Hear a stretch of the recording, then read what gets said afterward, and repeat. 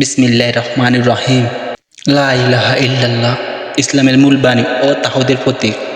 এই বাক্যের ফজিলত সম্পর্কে অনেক হাদিস রয়েছে, যা এই বাক্যের গুরুত্ব এর মধ্যে আল্লাহর নৈকট্য অর্জনের বিষয় আলোকপাত করে। এখানে কিছু উল্লেখযোগ্য ফজিলত বলতেছি। ১ নাম্বার, জান্নাতের চাবি।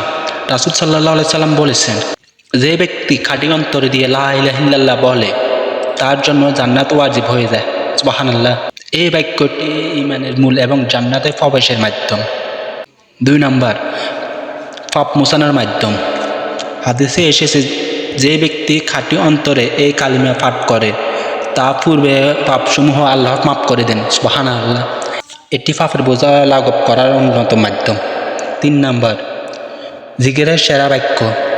হাদিসে বলা হয়েছে, সবচেয়ে উত্তম জিকির হলো লা ইলাহা ইল্লাল্লাহ।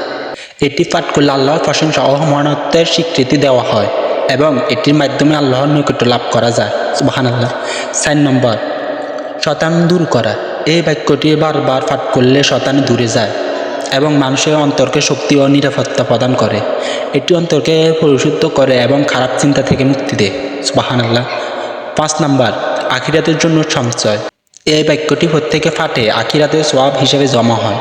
এটি জান্নাতের গাছ রোপণের সমতুল্য বলে হাদিসে উল্লেখ করা হয়েছে। প্রতিটি পাঠ আখিরাতের জন্য ফাতে হিসেবে কাজ করে। সুবহানাল্লাহ।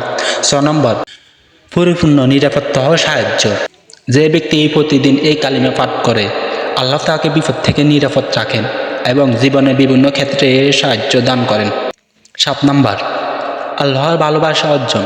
লা ইলাহা ইল্লাল্লাহ পাঠ করলে আল্লাহ বান্দাকে ভালোবাসেন এবং তার প্রতি সন্তুষ্ট হন। এটি আল্লাহর প্রতি বান্দা ও ভালোবাসা ও বিশ্বাসকে প্রকাশ করে এবং আল্লাহর বান্দার অন্তরকে শান্তি দিয়ে ভরিয়ে দেয়। সুবহানাল্লাহ।